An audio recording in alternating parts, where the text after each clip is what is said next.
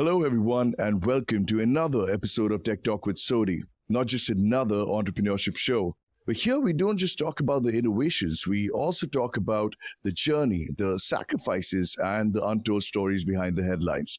For today's episode, get ready to meet a powerhouse at the intersection of innovation, sustainability, and creativity. She's a visionary who's redefining the landscape of environmental technology. Today, we have the honor of sitting down with Tara Gupta, CEO and the driving force behind Map Collective, an AI-driven platform revolutionizing how we track carbon emissions and trace supply chains.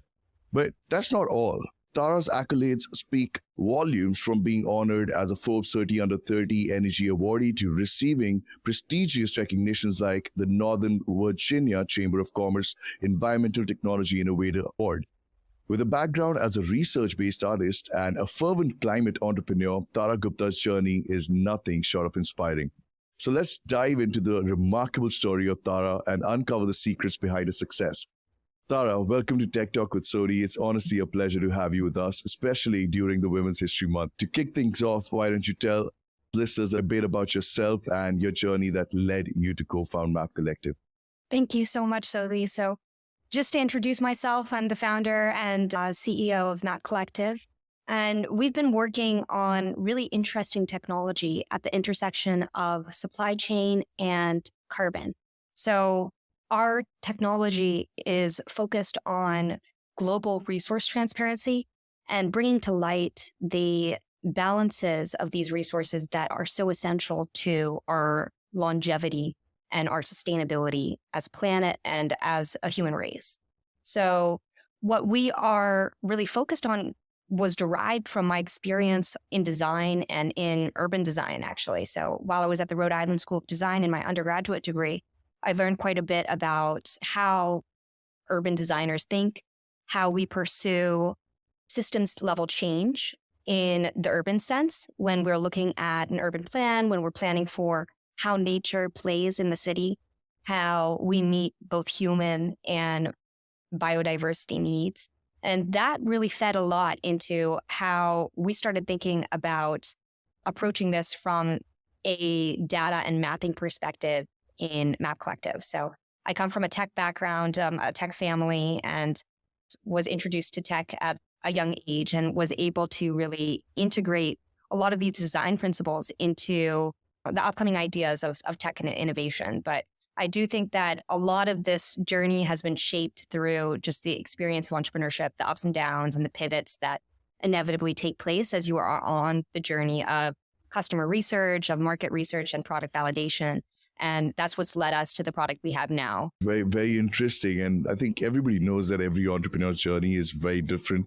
And that's the whole idea, right? To learn as much as we can from each entrepreneur's journey that is going to be on the podcast. And it's very, very exciting to have you here. So to better understand, the concept of digital twin for Earth systems that you have, in Map Collective is fascinating. So could you explain the technology behind it and what potential it holds in terms of impact?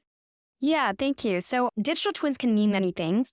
Digital twins have become increasingly popular more recently as we have the technology to model out different types of systems. And we can have digital twins in very specific processes, such as for an industrial process, you might have a digital twin that is simulating what is happening in that energy production and energy usage level.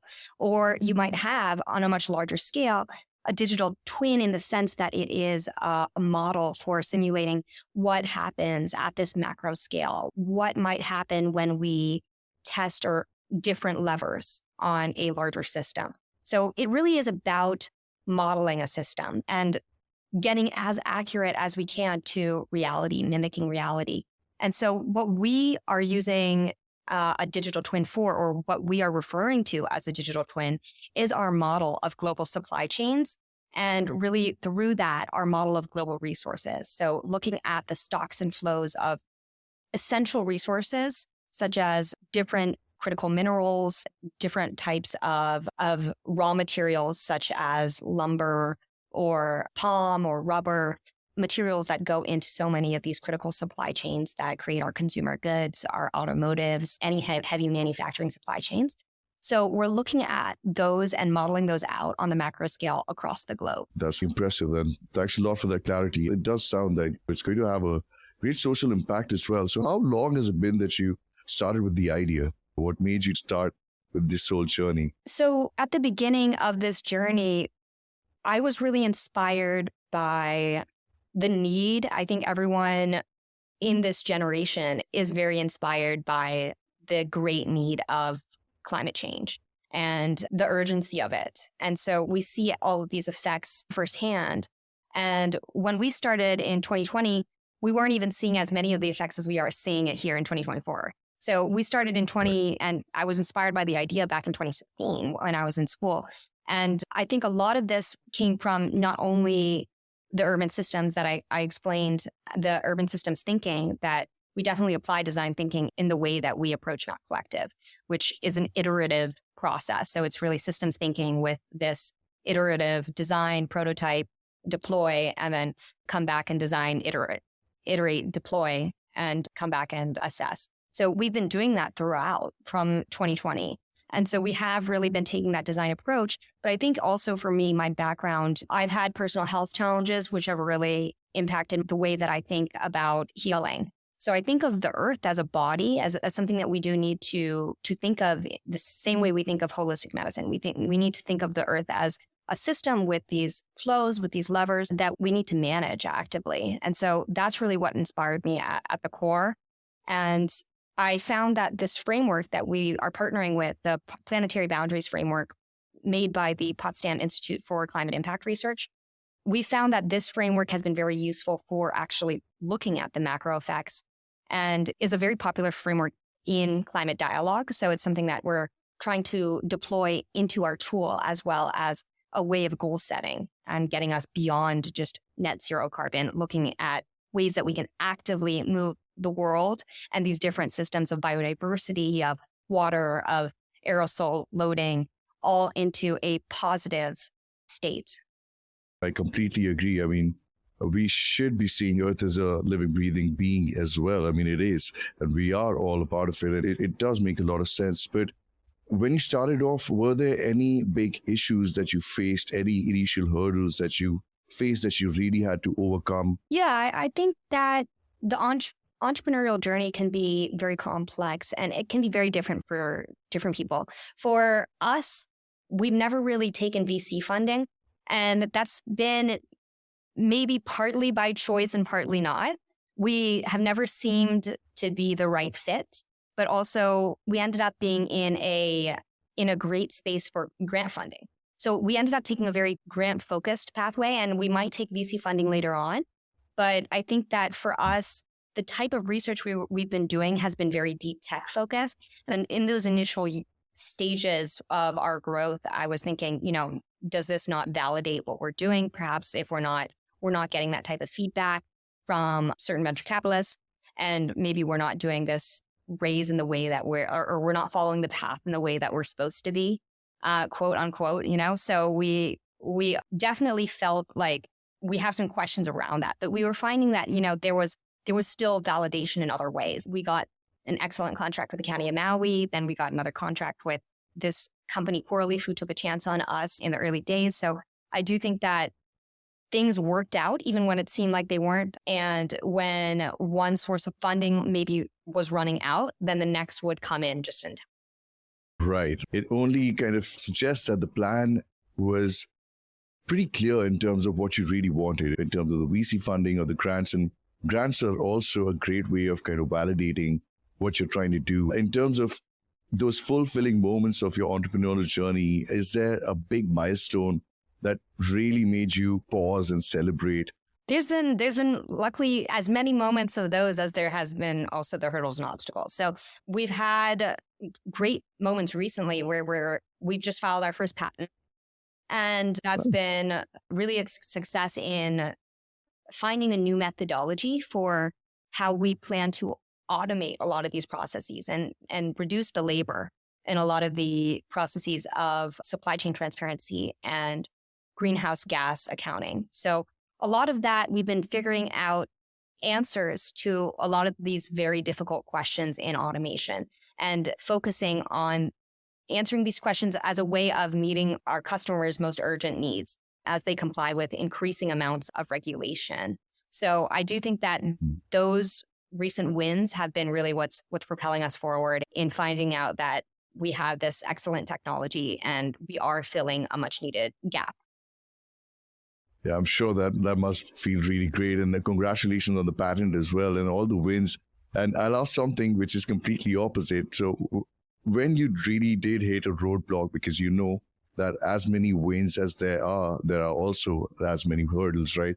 So when you did hit the roadblock, did that make you question if you were on the right path, if this is worth it to kind of keep on going and keep on fighting for? What was the thought behind overcoming that hurdle? Yeah, of course. I've had both personal and company hurdles. And I think my personal hurdles have been much more challenging than my company hurdles.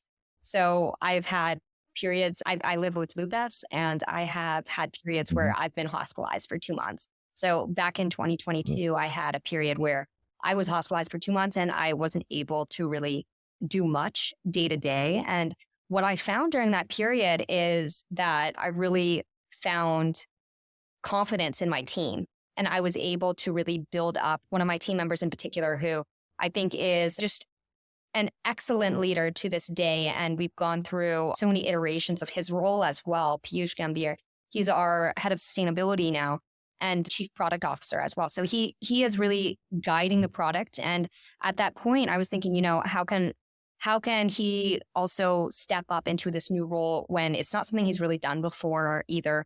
So I think having confidence in him to do that during that period and really figuring out ways that we can rely on the team in periods where I'm not maybe able to do a certain action and finding out what that team dynamic looks like. I think that has been essential in being a leader who has to deal with something like lupus. So I think that's been a really interesting journey as well, where it might be something that other entrepreneurs relate to in a very different way or have an experience that maybe crosses it. But I do think that having this challenge has made me a better entrepreneur because it's also made me believe in my team more and trust my team more.